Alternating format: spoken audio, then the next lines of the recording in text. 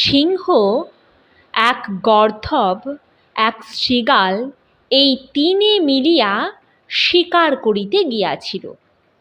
শিকার সমাপ্ত হইলে পর তাহারা যথাযোগ্য ভাগ করিয়া লইয়া ইচ্ছা মতো আহার করিবার মানস করিল। সিংহ গর্ধবকে ভাগ করিতে আজ্ঞা দিল। তদনুসারে গর্ধব 3 ভাগ সমান করিয়া স্বীয় সহচরদিগকে এক এক ভাগ লইতে বলিল।